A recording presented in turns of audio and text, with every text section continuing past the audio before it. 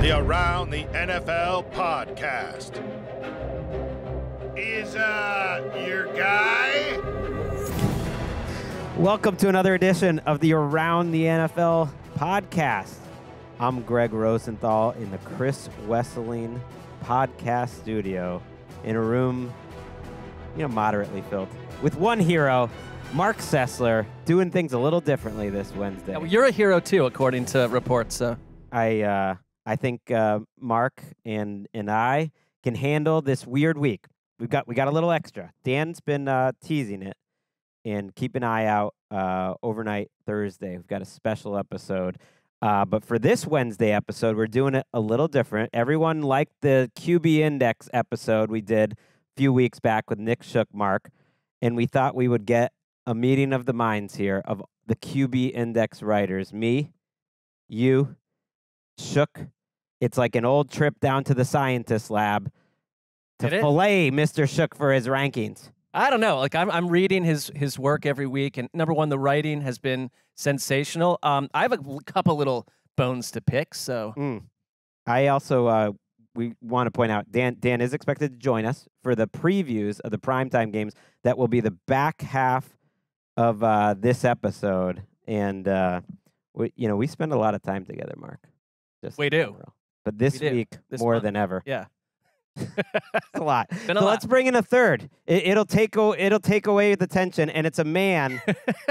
It's a man that works out a lot, that researches a lot, that watches a lot of football, and he shouldn't just be stuck on Sunday nights. I mean, that is the flagship show, so it gets the most listens. We put him in a good spot there. But we want Shook in the middle of the week. What's happening, Nick Shook? I love being in the middle of the week. I don't know if I would want to be there every day like you guys, but I'll take anything I can get. I'm happy to be here, guys. Thanks for having me. I mean, what is going on in Cleveland these days, by the way? Like, are the streets wild? As we're, set to record, we find out Deshaun Watson is out another week. Where is, like, the Browns fan base just on that? Do they share Marc's feeling that it's like, actually, we kind of like winning games without Deshaun Watson? This is best case scenario. I think that they're at the point where they're just tired. Like, they're just like, well, we don't even know what to expect anymore. We're tired of asking the questions and just going to ride it out and just see what happens from week to week. The good thing is that the Browns are winning games. But, my biggest problem, what's going on in Cleveland right now? I got a walnut tree issue. I spent like 45 minutes last night raking up walnuts out back. I wake up this morning, yards full of walnuts again.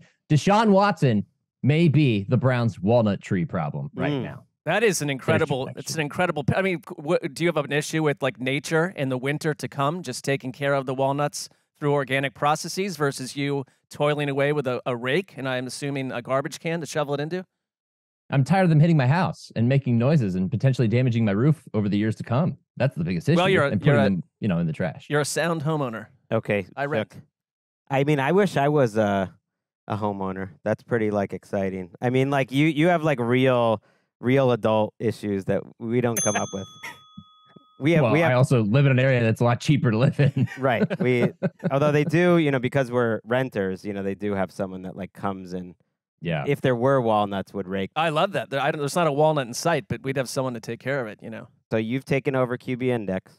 You've done a great job with it, Nick Shook, and we're going to go through it 1 to 32 to start this show before we get to the primetime preview and see where we have nits to pick and see where we just want to hear your analysis. So I'm going to start right at the top with the top 5. We're going Mahomes, Jalen Hurts, Tua, Matthew Stafford, and Lamar Jackson for number 5. And it's a pretty intriguing top 5 because normally that would be the MVP race is essentially your top 5 quarterbacks. And yet when I look at this list, I'm like, are any of these guys, like right now, a guy I would expect to win MVP? I guess it goes back to my point that's like, don't worry about the MVP till after Thanksgiving. But at this point, like they've all had strange-ish seasons. Mahomes, I think he's playing well. I think he deserves to be number 1, but his numbers before this last week, Hurts has had moments, but he's had some bad moments too. Tua makes sense. Lamar makes sense. And then Stafford, who we got on you a ton for having way too low last time. Were you peer pressured, Nick Shook, into just like boosting Stafford up? Now he's in the top 5. No. I mean, you guys do have that effect on me. I'm not going to take that away from you. You know, I look up to all of you as I've known you for about a decade and appreciate your wisdom and value it very much. But at the same time, I think I had a bit of a course correction a week ago where I realized some guys were too low. I needed a little bit of a reshuffling, and Stafford was one of those guys who made a huge leap in the rankings that week. And granted, you know, he had a hard time in this game against the Steelers in the second half specifically.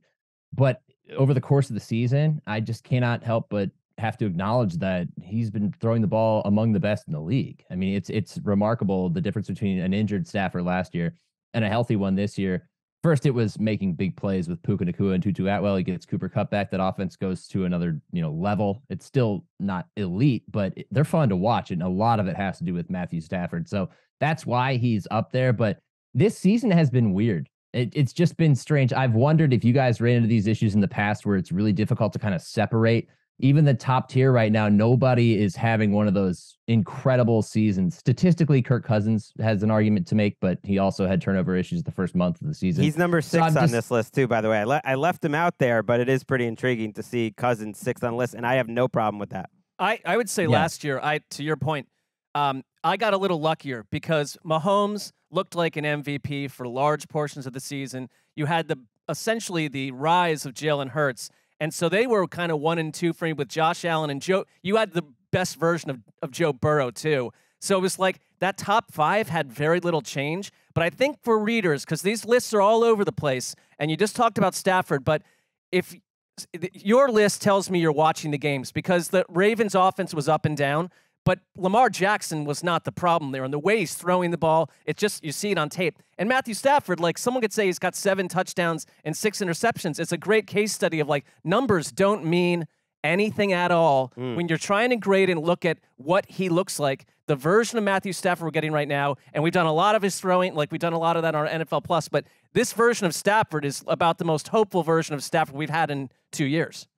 Yeah, it's actually remarkable the shift in his performance. But the guy I think that best exemplifies what you just described is Jalen Hurts, because he's been the talk of the league the last couple of weeks for turnover issues, right? But what that tells me more often than not is that people are scanning box scores. They're not watching the game on a play-by-play basis because he does a lot of special things, whether it's extending the play. And I think 2 weeks ago, he completed a pass down the sideline on 3rd down while literally stiff-arming a defender. He was holding a defender off with his arm and threw with the other arm down the sideline for a 1st down. He's doing a ton of things that most quarterbacks are not doing, but when it shows up in the numbers is the turnovers. He even had a pick 6 last week where he thought he could throw it through the face of Cater Kohu and he got picked off and returned for a touchdown. But in between those minor mistakes, he's making some phenomenal plays. So I can't help but continue to keep him up there. But you're right. And I appreciate you noticing that I am watching these games. In fact, I haven't even looked at the numbers unless I'm looking for something to justify my stance. I'm going almost strictly off of what I'm watching and then referring back to the numbers because I think they're misleading a lot of the time.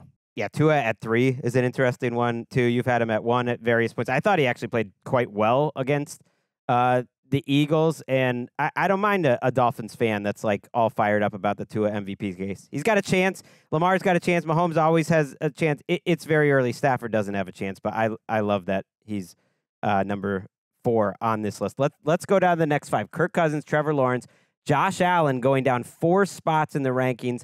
Jared Goff is down 3 spots. And then Justin Herbert is at 10. So we're taping this on Wednesday. It's going up Wednesday. Josh Allen's going to play Thursday night. He's had a fascinating season. He's been a little like the Bills offense. For 4 games straight, which is a huge chunk of this season, they were the best offense in the league. And I would say for that 4-game stretch, he was the best quarterback in the league. Yeah. But they've played 7 games, and there are these other 3 games that are just like, kind of a disaster week 1, and the other 2 just like leave you wanting. What was your decision to move him down that much? How do you sort of evaluate too, Shook, like, waiting what just happened versus the average game that he's played? I tried to look at like, what's the average game that Josh Allen has played this year? The hard part is like, it's hard to figure out because there has been no average game. It's either been amazing or just kind of in the weeds.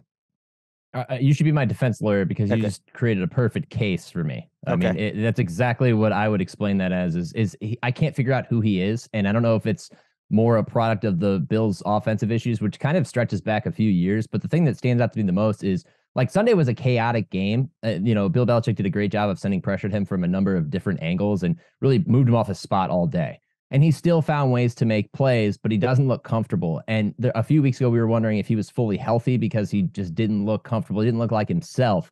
So I have a hard time kind of pinning him down on where he should be. So I do kind of value what happened most recently because it's a weekly thing, as much as, if not a little bit more than the overall product. You kind of try to blend the two. And I'm just having a hard time figuring out where he is right now. Do I think that he actually deserves to be that low right now? No, but I have concerns about their potential with him at quarterback, not because he's the problem, but because they're asking him to do too much. They've asked him to do too much way too long. They cannot run the ball. And I don't think it's a coincidence that when they look like the best offense in the league, they also figured out how to run the ball, well, traditionally, not just relying on him. So I think he'll go back up if they figure things out. It's tough to figure out right now. That's the dilemma of the exercise, because to the naked eye of the reader, they're just looking at where these guys fall, and they're baking in everything they know about Josh Allen, for instance. Because it's like, I think there has to be some dilemma as the writer when Kirk Cousins, and he's playing really well, and he's always like statistically been better than people realize, and we are getting the best version of Kirk Cousins at moments. Is he having a better season than Josh Allen, Mark? Well, I guess like that's my thing, because it's like there's part of me is like everything that I think about quarterbacks would have me select Trevor Lawrence, Josh Allen, Justin Herbert over the overall experience of Kirk Cousins. But you can't do that. You've got a view where Kirk Cousins sits in your world right now. But I imagine you've got some people coming at you with the back half of this top 10 just because of what we know about these uber athletic quarterbacks. Yeah, absolutely. Whether they think that it's fancy rankings and they tell me that some guys are on bye that week when they see the game day graphic show up on Instagram on Friday, or whether it's I can't believe you have this guy rated below, Kirk Cousins. But if you're watching the games, he's been playing well throughout the season. He's been one of the most consistent quarterbacks, save for the turnover issues. And then he went and had his best game in a long time on Monday night against the 49ers team that most expected, would destroy the Vikings. So I just have to give him credit for what he's doing right now, considering the situation around him. He is kind of elevating this team, and especially did on Monday night. Do I think that in like a vacuum that he's better than the guys he's ahead of? No, but this is this season what he's done so far, and he's been better. I don't think that's crazy. I would maybe have Allen ahead of him, but that's just because I'm trying to think about that average game and thinking, look, he's been pretty great. I happen to just pull up PFF because I'm curious right as we're talking, and their top 6 is in passing grades, passing only, not even considering running, where obviously Hurts and Lamar add a ton of value, and Mahomes this year. But passing grade, Tua, Lamar, Josh Allen's actually 3rd still, Mahomes, Goff, Cousins, Stafford. So very similar to your top in terms of the passing grades. Hurts is a little lower, but then his running bumps him up. So I think it's an interesting year that these like top shelf guys haven't totally separated, but it's a reminder that everyone in the NFL lost their freaking minds when Lamar Jackson was somewhat available. Or in theory, at least you could have given him a contract and made the Ravens pay what you were going to pay him. I guess in the end, in my mind, the Ravens were probably going to match it and not take the first-round picks. But he was kind of out there, and people were like, oh, yeah, you don't even really, Lamar, it's a weird system. Do you really want to give it? And, like, here he is back in the top 5. He's a top 5 quarterback. That's my rant. Herbert at 10, that's fine. I love Geno is, like, comfortably now turning into Kirk Cousins, like mid-career Kirk Cousins, where when I did QB Index, like Cousins was always 11 to 14. Right. And Stafford, like he was always 11 to 14. And Geno's kind of there because he'll throw like 3 of the best passes anyone throws every week, but he'll also have one total clunker or 2. And so that's why he's in at 11, like a very good quarterback that has his problems. Stroud at 12, Burrow's up to 13th. I got a problem with that. Dak at 14, and then Purdy at 50. I mean, if you got to base it on just this season here, Shooky, and this season Burrow stunk. So I would just take the slings and arrow. Hold on. And I would put him at like 20 because for 4 of those games, yes, he was hurt, but that's what you got to pick him on. Hold on though. Isn't it literally a different like quarterback when you've seen that he's fine? He toiled through an injury, but you get the Burrow healthy, and it's like that's the Burrow that we've expected. And I almost was wondering, like, do you like have to almost throw out the injured games because he was playing with a situation that would make any quarterback look far lesser, and restart the evaluation with the healthy version? Like he almost is getting dinged for playing through pain. He should. I guess. I don't know. I think that's a tough approach. So two things are at play here. First off, when you reorder guys, and especially guys who are on bye weeks, sometimes they just inevitably move up because other guys move down. Yeah, you're seeing that's Burrow fine, move but up he's in the because of middle, that. basically. Yeah, he's in the middle. Yeah. But there is also a little bit of projection on my part because he was so drastically different between being injured and being healthy that he's had one really good game and one game where the opportunities were there and the Bengals as a whole just didn't quite take advantage of it. That if he had played this weekend and put together another performance somewhere between those two, it would be completely justified. It's just he didn't play this weekend. So he actually just kind of sat there and just moved up because other guys around him moved I get it, down. but you had already moved him up from the previous week, and like he was fine against the Seahawks, but he wasn't special. But that's why, look, there's a different way to do it with everyone. I remember having these conversations with our great friend Chris Wesseling when he did it, and I think he was closer to you, Nick, where he would add a little bit of common sense, add a little bit of projection, add a little bit of where he is right now. And I think that that's totally valid. I did it on like, what's their average game this year?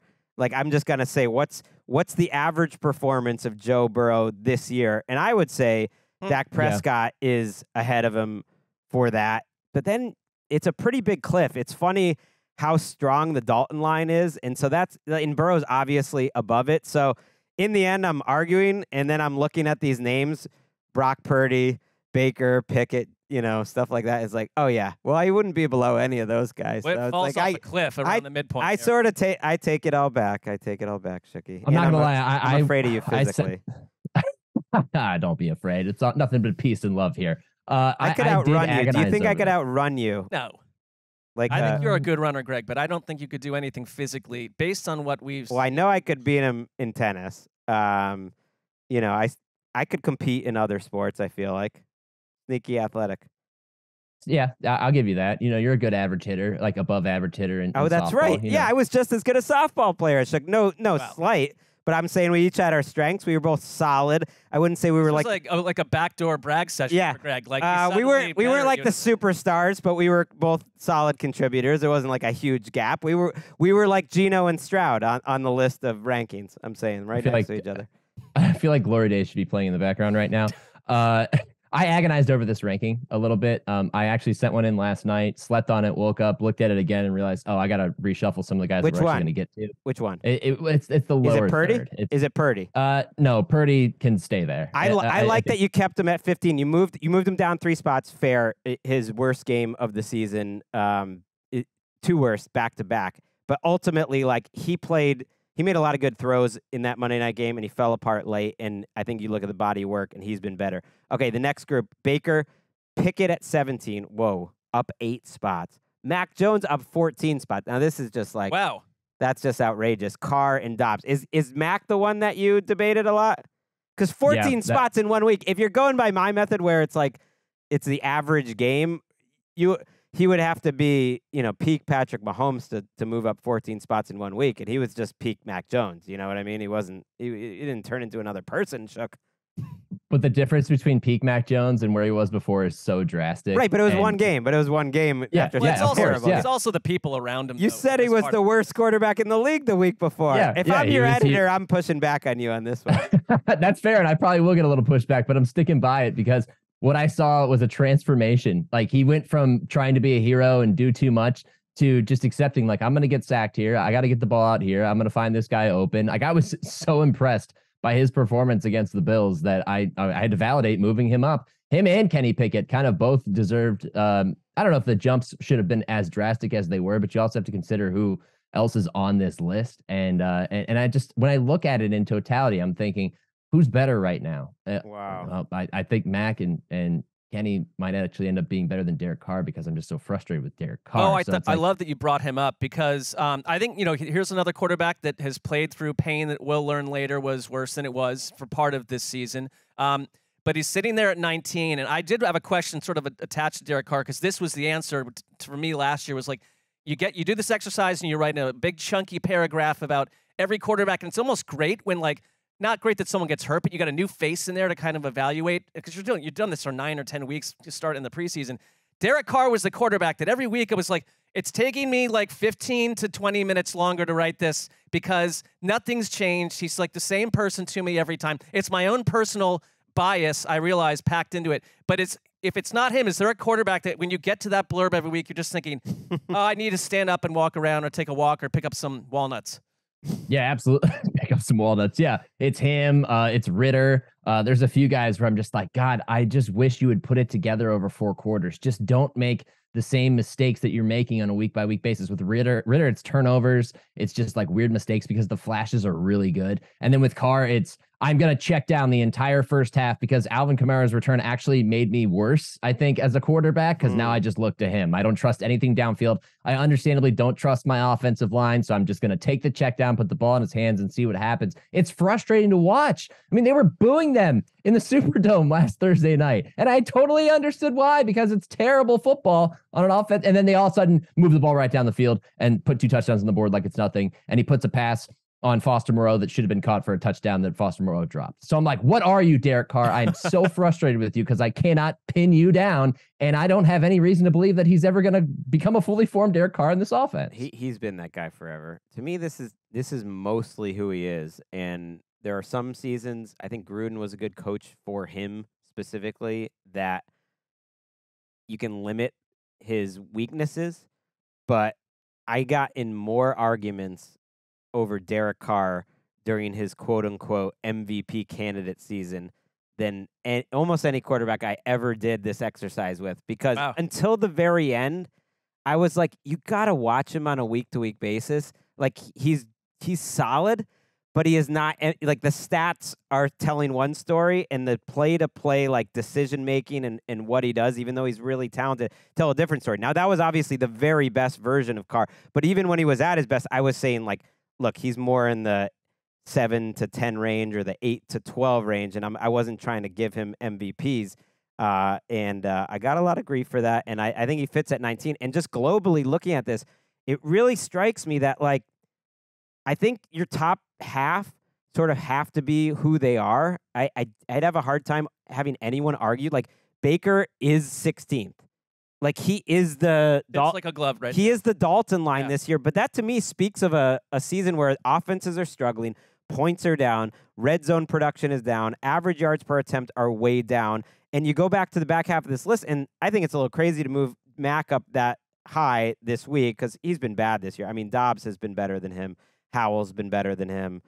Even Tyrod on average certainly has been. Russell Wilson's been better than him. But then you look at these names, and it's like, all these teams feel like they have a bit of a quarterback issue, and that's half the league. So to go through it, Carr was at 19, Dobbs is 20, Howell 21, Ritter 22, Tannehill, who's coming off an injury, we'll see if he plays this week. Probably not, but he has a chance.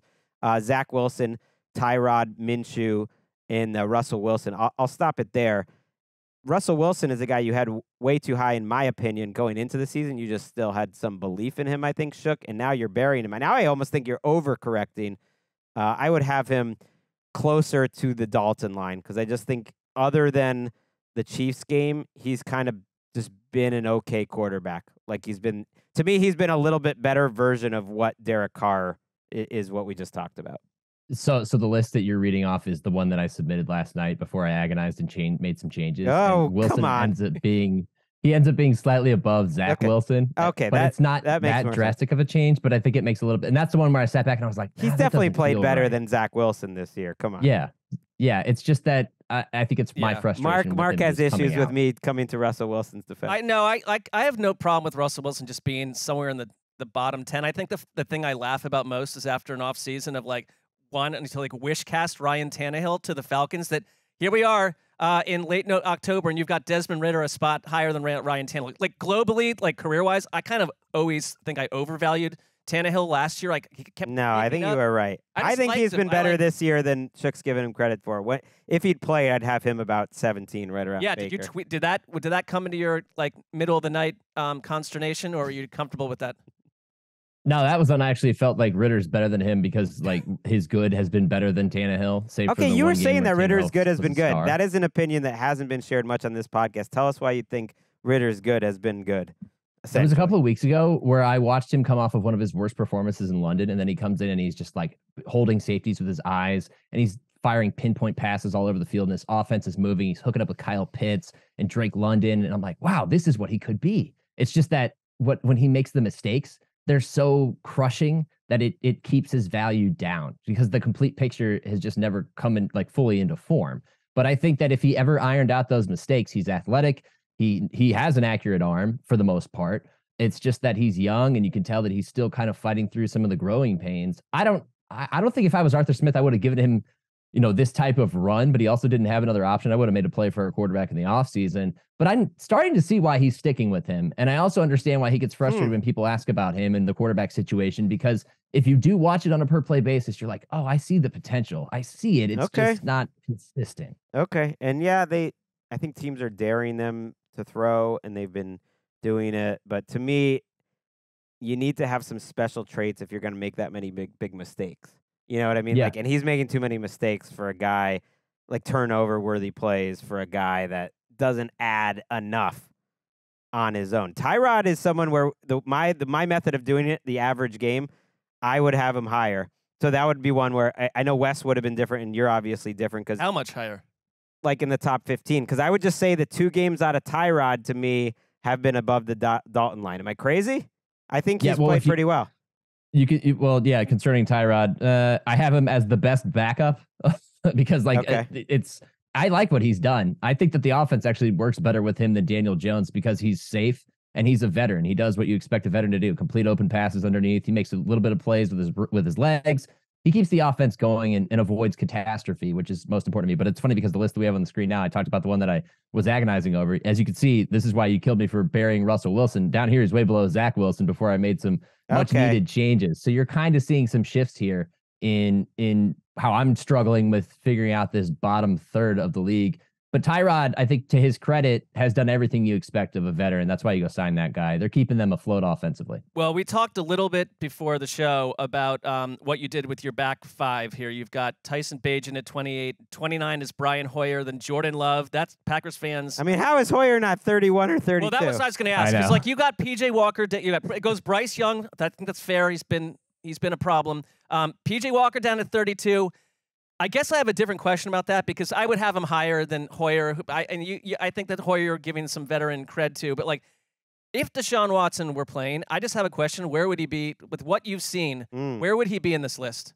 I'm not so concerned about the P.J. Walker thing. Somewhere between Minshew and Bagent, probably.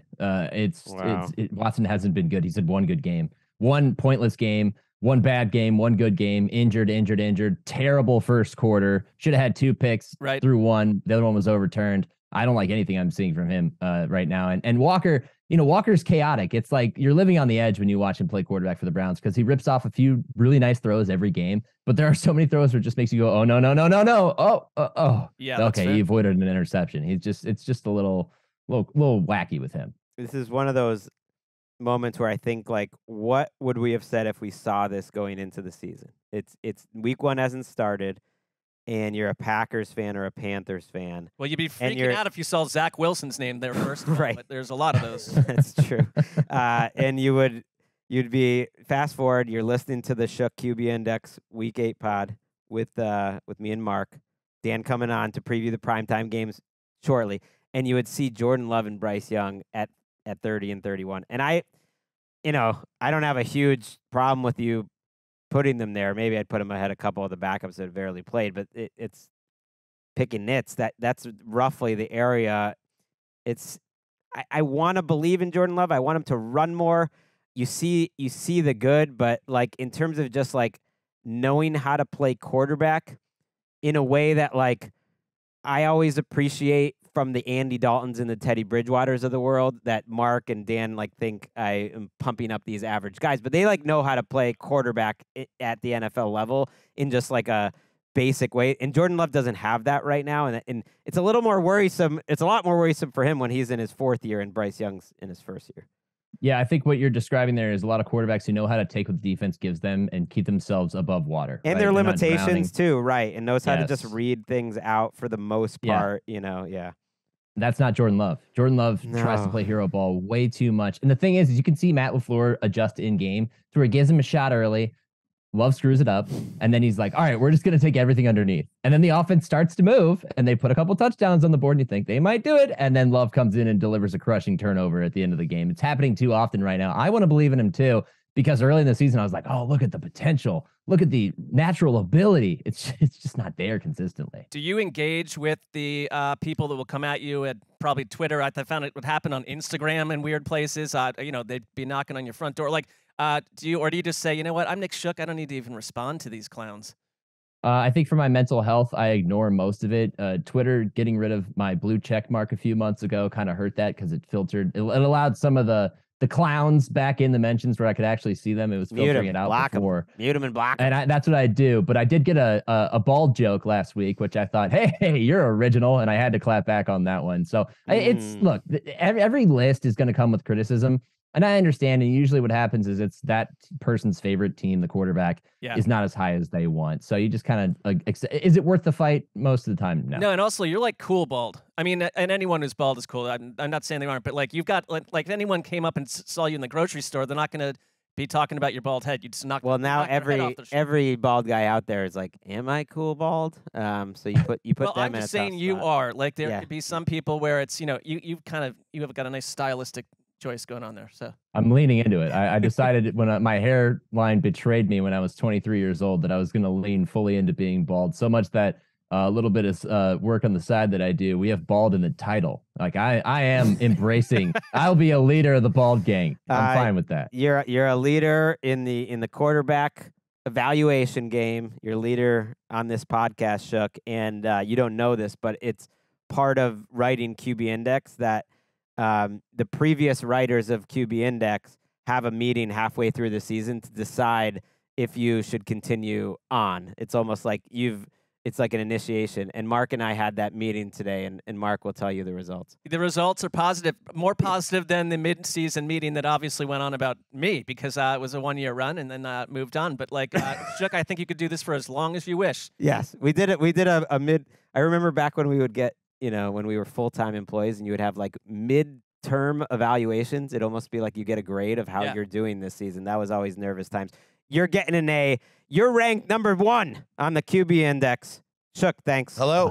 Who's there? I feel Who's there? I feel so honored. Oh, we've got Dan Hanzus in the building. Welcome to work. I don't know what it is, but too much bloviation. So we got to wrap this up, guys. Come on. We are going to take a quick break, and then we got Dan Hanzus previewing the primetime games right after that. Thank you, Shooky. Thanks, guys. All right. Welcome back. Welcome me. I'm Dan Hanzus. You just heard me. Welcome. I am very confident on how the first half of the show turned out. Yeah. From a distance, do you approve of our work? Yes, highly. Okay. I mean, I trust you guys. I think it was a spicy. There will be a study. There will be a close study post-show. Okay. But I have no doubts.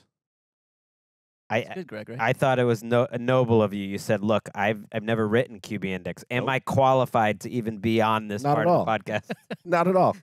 I couldn't even talk about quarterbacks. I've never written the article. No. I mean, just one of those selfless moves that, sometimes doesn't show up in the box score, but it's like, that guy gets it. I think when there's a massive retrospective on your entire career, it's going to be dotted with moments such as this. All right. So there we go. Fun talk with Nick Shook there. And now let's pivot to week 8. Week 8. How about that? And the island games. And oh my goodness, this gives you an idea of what we're up against as a football republic, island game wise. We couldn't lock any of the favorites in these 3 games we're about to talk about because all the dogs are 8 points at least in terms of in the hole from the desert standpoint. I don't think that's ever happened. Weird week for It's got to be very rare that that's ever happened. All 3 of the island games. I don't know. Let's get to it. The Bucs of Tampa Bay at 3-3, coming off a very disappointing performance, I thought, against the Falcons at home, and they really had a chance, I thought, to stranglehold's very strong for any team in this division, but really kind of announce themselves as a favorite in that division. Instead, you let the Falcons get away with a win there, and now you've dropped into the middle of the pack, and now here is an angry Buffalo team. Mark, I say that on Thursday night, that then, oh yeah, so obviously what's going to happen here is the Bills are going to destroy the Buccaneers here in primetime, and they probably will, and that's why the spread is so high. But we have reached a point with the Bills where it's hard to trust what version you get week to week, which is a very tricky situation for a team that fashions itself a Super Bowl favorite. Yes, and they've been getting in their own way, and the Josh Allen experience has been a frustration. The entire offense has been a frustration. I think we sort of hit it on the head a couple times where it's like they feel like they're missing an element. Could it be a big game for someone like Dalton Kincaid? I think if you're Buffalo, though, here's where I could paint where the victory comes from for me. The Bucs have been revealed to me as a one-dimensional attack. Like when you got this better version of Baker Mayfield, all right, because Mike Evans, Chris Godwin, they can still do it. But if you found a way to get one of those guys out of the picture, your collection of running backs are the worst in the league. Rashad White is averaging 3.5 yards per carry. Keshawn Vaughn, 1.9. Sean Tucker, 1.5. So it's a one-dimensional offense that can be shut down. I think this one little other factor I throw in there is that Vita Vea is dealing with a litany of injuries. He is a huge difference maker that could impact the Bills, and if he's not on the field, they're just not special. Yeah, the Bills confused me because they started this season believing, wow, they finally got a running game. They finally got it going. And I think James Cook, who went over 100 yards from scrimmage again last week, is really a good player. But they're not a consistent running team. They're not a consistent, like, we need 3 yards on 3rd and 3. We can go get it. They're inconsistent offensively, I think, in large part because Josh Allen isn't running. The whole offseason story of like, well, Josh Allen's got to be more careful. Josh Allen's got to do this. Totally get it. It makes sense. It's also hurt their offense significantly. He is on pace this year for less than half of the rushing yards that he had a year ago. Less than half of first downs. And you could say, okay, you look at it, you had 55 first downs on the ground last year. That's as much as some or more top shelf running backs. And they're always in key spots, like when you need it, like a 3rd and 4, and he goes and gets it. And so I think that's part of it, finding that balance. And it's a tough defense to run against Tampa. They're still pretty solid defensively. They're not special, but this Bills offense, the way it's playing, you would think that they keep them under 23 and they keep it a close game. Yeah, like you don't have to squint too hard to see this as turning into a close game where the Bucs even having a chance, which again is an indictment of where the Bills are at this point of the season. And you look at the Bucs, what have they done well this season? They've protected the quarterback. Baker has not been sacked a whole lot. The Bills pass rush, Von Miller played 6 snaps against the Patriots. Yikes. And he's coming off that right knee injury, and he has not been a guy. And then if you could protect Baker, we know he could get hot. And then you put a lot of pressure on the Bills secondary. And of course, they're missing guys. This Bills team, part of it is what Gregg just brought up about Josh Allen, a little bit of a mystery about some elements of his play and the inconsistencies of the offense.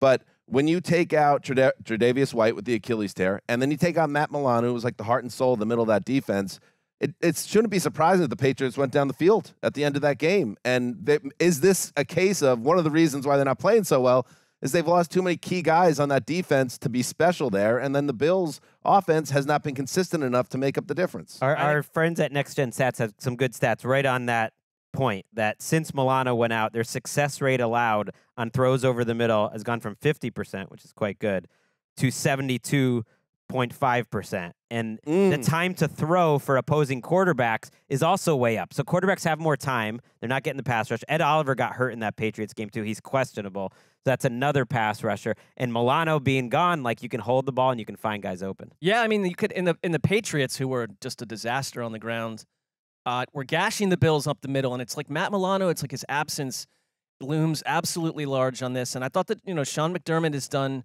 up until these injuries, did a real nice job calling this defense, with no Leslie Frazier there this season. But I flipped to the other side too, where Ken Dorsey, outside of the Matt Canada thing that's going on, like, the Bills are going to be in a tough situation if they can't handle business quickly in here, because I think Ken Dorsey's the kind of guy who could have the entire stadium like ushering boos down. And this is like this Bills experience is so far away from where we even were a couple weeks ago, where they were like utterly dominant. Their offense looked completely dominant. And I thought last year the Bills, there was injuries with Josh Allen, but it's like they got streaky. And to see them go do it all over again now, it's just like this is a tough team to figure out. They make a trade. They really strike me as a team. If you want to put Jerry Jeudy on a team or DeAndre Hopkins or someone like that, man, the Bills would be a good spot for one of those guys. You know what? If I'm the Bills, we are battening down the hatchets. If I am Sean McDermott, I am emptying out the chamber in terms of my pregame speech. If I'm the operators in that stadium, I'm turning off those stupid heat lamps in the mezzanine loge of the Bills' home stadium. What's it called these days? What are you doing? Those? Isn't it a little bit? Roberts, you gotta say Well, first of all, it's Highmark Stadium now. Highmark Stadium. It was New Era Field. I call it the Ralph still. Listen, I am a native New Yorker. Further south is where I grew up, but Western New York. They are firm humans. They are salt of the earth in most cases. And then they're tough people, and they're hardworking people, and decent people. And then you see this heat lamp across the loge, and it's like, where is like that old Western New York mentality that you need when the chips are down in a game like this? Well, I am born and raised in California, so I can't speak on it. I get cold. But where is it, I get cold Eric? at like 60, but I do get what I didn't know what it was at first. When I first started seeing it, I was like, "Oh, those are cool lighting," and I'm in a bunch of Bills fan Facebooks. And it's for the Buffalo Elite. Yeah, so but there was questions about when those heat lamps get turned on. Turn them off. And nut up. Let's go. One fly in the ointment here. It's expected to be in the 60s Fahrenheit here for this game. And guess what? In Buffalo. I bet they'll have those lamps on. The Buffalo Elite. Yeah, the Elite can't do 60 drinking degrees. their champagne and eating the brie. They shouldn't be in that. Wow, get them out. Isn't a place for elites? We're breaking 70 here in Buffalo, late October. Hey. All right. Save it for the global warming podcast. Anyway, but in all seriousness, I think this is such an important game for the Bills. Obviously, it's set up well for them to kick ass. But if they don't, it's going to be more than just the loge red, because you're going to flick the red panic switch, and the red lights are going to go on all around this organization and throughout Western New York. They're going to go to Cincinnati next week, too. Best primetime game of the week, actually. The 8 points is too much. I'll be listening to you guys on that recap. Enjoy. Okay, I can't wait. The Chicago Bears are back in prime time, and Tyson Bagent is in prime time because Justin Fields, with that hand injury, will not be making the start. So Bagent, who I think I heard during the telecast, it was something crazy, like hundreds of tickets that he purchased for friends and family for his first start, and he played well, and the Bears won convincingly. So that was a perfect day. Now Bagent's in primetime against the Chargers, and again, the home team here, Los Angeles. They should be in good shape here, Mark, because they're a better team. They're a deeper team. The Bears are playing a backup quarterback without a lot of heat to him, despite a good game last week. But you know what the Chargers do. The Bolt's going to find a way, like Daniel Jeremiah said in the viewing room a few weeks back. I don't care if you put some junior high team on the field. That game will come down to a field goal at the end. Is this what we're going to get? Yes. That's why 8.5 points is like, I understand the opponent, but that's a lot of trust in a team that I have no trust in. It's a team that has 2 wins that have come against the Raiders, which is self-explanatory. That game was close. Right, and the Vikings. So it's like this team has gone up and been walloped and been shown to be fraudulent to me on a lot of levels. I don't like what's happening in general with the offense outside of Justin Herbert doing Justin Herbert things. In that opener, I had incredible hope with what was happening on the ground. Without Eckler in a number of these weeks, they weren't the same. I get the injury there, but they've been held under 61 yards rushing in 3 of 5 games, putting a lot of pressure on Justin Herbert. The other thing that happened last year at the end of the year that I thought that was part of their undoing, Mike Williams is kind of like the secret sauce in this passing attack. I think when he's out, he's not in there. It changed a lot for Keenan Allen. And it's like, cool, great spot for Quentin Johnston to step up. Your high draft pick, he has 7 catches on the year. And so they're suddenly out of sorts. And I'm not saying it's an opportunity for a terrible Bears defense, but the Chargers are not giving us what we thought. No, their star players aren't. No, the players they've invested a lot in. Quentin Johnson, great example. Because look, Darius Davis, the return guy, is getting more work than Quentin Johnson as a rookie in that offense. I mean, they don't trust their running game. They're handing the ball off to Darius Davis in big spots. They can't get 3 yards on the ground. They're very frustrating. And I don't think this is the same Bears team. I think it's a terrible line. I'm not feeling needing the stress of the rainmaker on this game, but the Bears defense has played much better the last 3 weeks. They're just like back to being potentially a normal defense. Now, you can look at the opponent, Raiders. That was pretty easy. Commanders, they played well. Vikings, they did a nice job. They're also healthier. Jalen Johnson's playing well at cornerback. Jaquan Brisker is out there. Kyler Gordon is back. They've gotten just a little bit of pass rush, and they're just like they've looked more just like a defense versus the Eberflus tire fire. And you flip it to the Chargers, who have been a tire fire defensively because they're not getting anything out of Joey Bosa. Joey Come on Bosa. now. Let's go, Joey Bosa. Even Derwin James, has this been a great Derwin James season? It's unfair to like point at the best players sometimes, but you're making all that money. He's not making like a massive impact, and Bosa's been quite quiet. They say he's playing through an injury, but it's fine. That's what he's always doing. Derwin's PFF score this year has fallen off a cliff. Really? Compared to other years. And also playing through an injury is Justin Herbert. And, I was dubious of this initially because sometimes it's on my radar about excuses being made for Justin Herbert. And then when it's like, well, this injury is affecting him as a passer, and it's like, well, it's a broken finger on his non-throwing hand. But you look at the stats, he's had one of the worst 3-game stretches of his career in terms of production since he hurt that finger. He's missing throws. He had, against the Raiders, career lows in completions and passing yards. He's had less passing yards in the last 3 games than any span in his career. And it does affect him. As a quarterback, first of all, he says he's in constant pain, and that just sucks because you wanted him to go through a full season healthy. Also, he's now handing off with his right hand exclusively, so just changing the way he does. But still, it's not his throwing hand. And he got a huge contract in the summer, which he deserved, and he has the upside. Again, Greg, I know this draws criticism from certain corners of the football cognoscenti. But come on, Justin. Like, you're on pace for about 23 touchdown passes this season. Start lighting up some teams and start in prime time against a bad Chicago outfit. Yeah, I think he's got enough at Light him up, Greg. receiver with Josh Palmer's playing pretty well. Keenan Allen's more of a 2. It's not an exciting group, but the offense overall is disappointing. I just don't expect them to light it up. They just haven't put up big point totals. I think the Bears are playing better. This is a huge moment in Brandon Staley's career. This is their Sunday night game. They chose not to flex it. A little surprising there. The combined winning percentage for these two teams has to be lower than any Sunday night football game. The Chicago market, I guess. The only reason. I get it. SoFi Stadium. And LA and SoFi, but I just mean if you're Brandon Staley and your defense loses to Tyson Bagent on Sunday Night Football. You go? Are you? No, I don't know. I don't think so. But it starts the march to he gone. Yeah, I mean, it's not hard to envision like interim head coach Kellen Moore a couple weeks from now if that occurs on Sunday night. Bench me. Well, I'm not suggesting that it's erotic or anything or attractive. It is what it is. You literally pinched me. That I will be marching up to HR immediately after this. Although I did touch Mark's buttocks on my way in the studio. Right. today. So if I'm able say to, that. What? Don't say that. What? But he consented. I after want- the fact. I didn't. Doesn't consent. matter. I want everyone to stay here. We Stay just had to employed. start the episode. Well, We had to you start just the show. started it by physically touching. Well, I was just following your command. I know, but you also came in very slowly. It was odd. It was Well, it's hard almost to- predatory. It was hard to it was like, reach. what is he Hard- doing? Hard to reach. What is he- okay, let's get back on track. So yes, big game for the Chargers, and it'll be fun to root for Tyson Bagent. At the very least,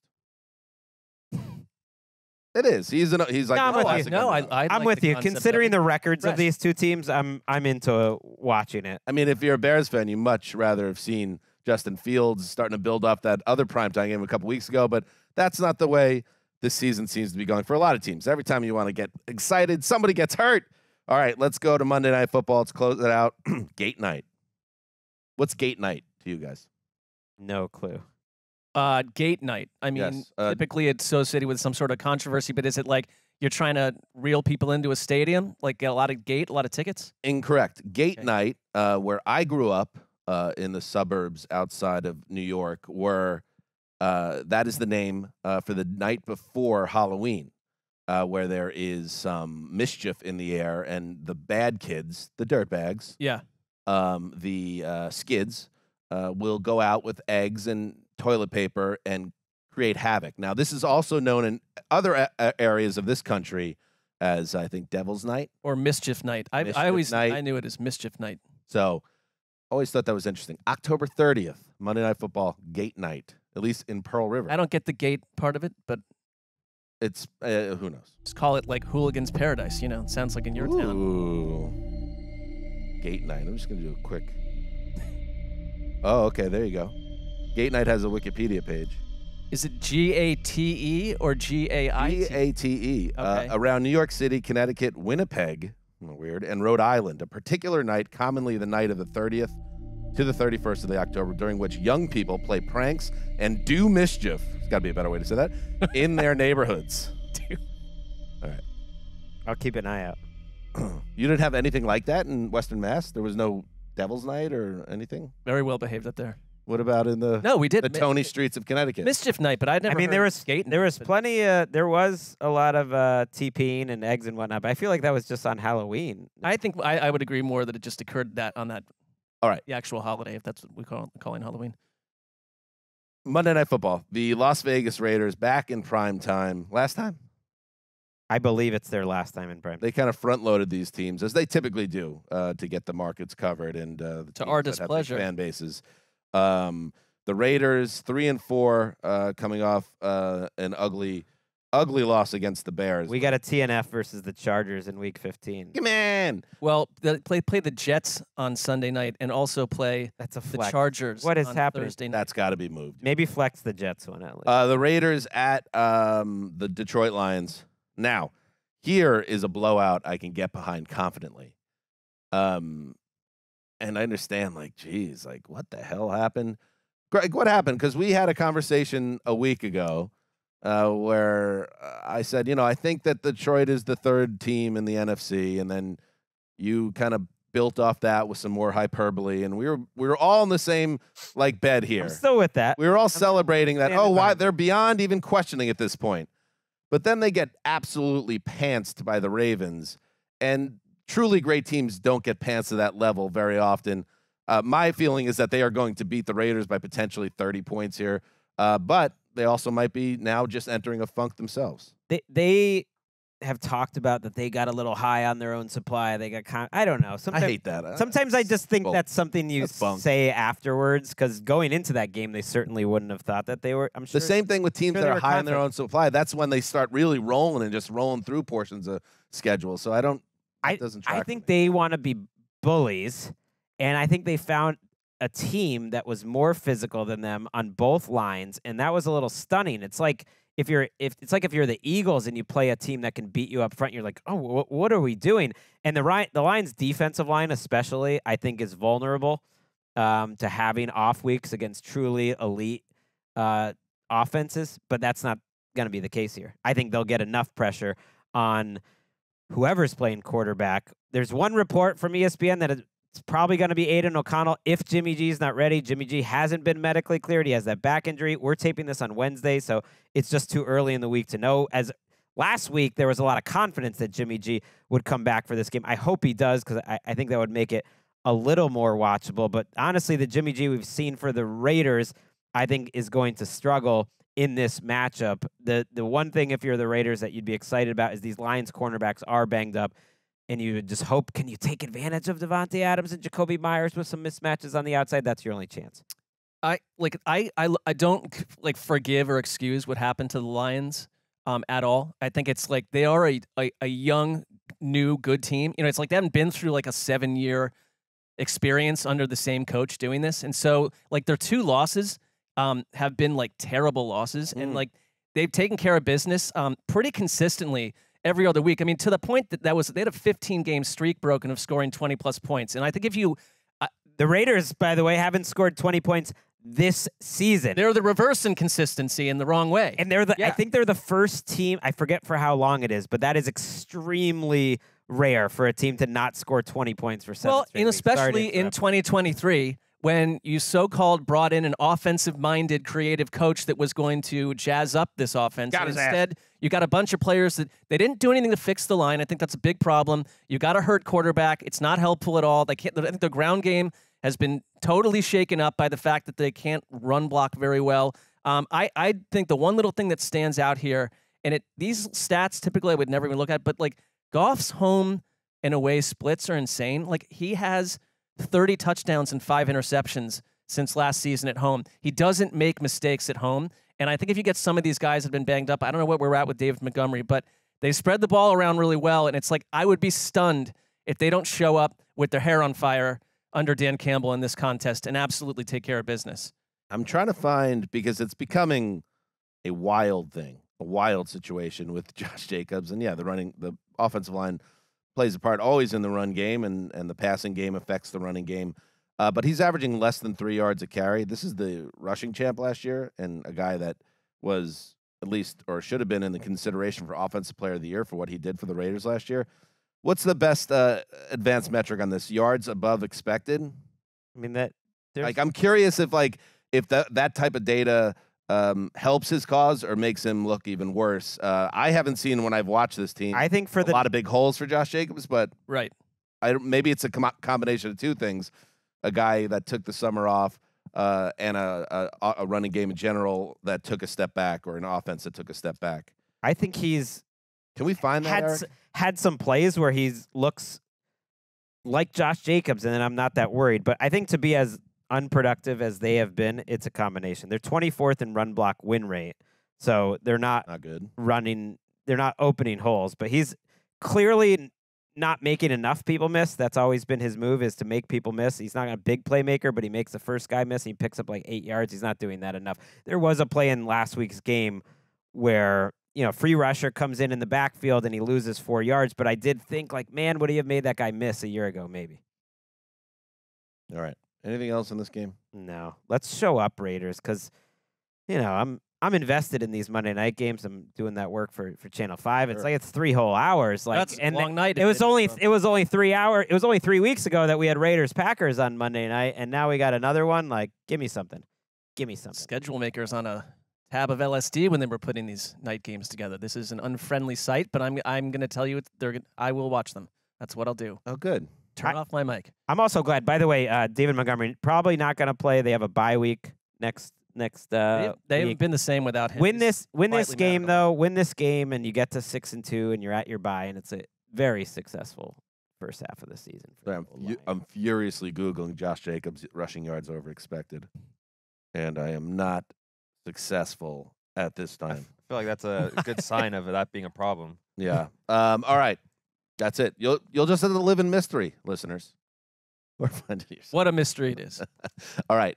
He is ranked third to last in the league in rushing yards over expected. So he's 76 yards under expected.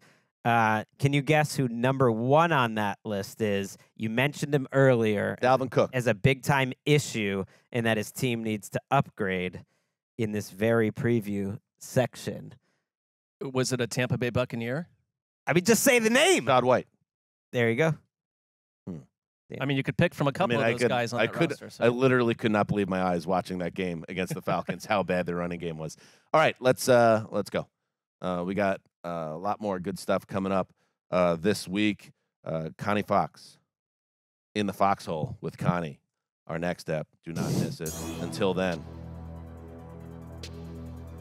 That's an important metric, Marcus. There's the data, yes, and then the underlying data. No, I'm not disagreeing that it's important. Pop the hood, Sassy. Heed the call.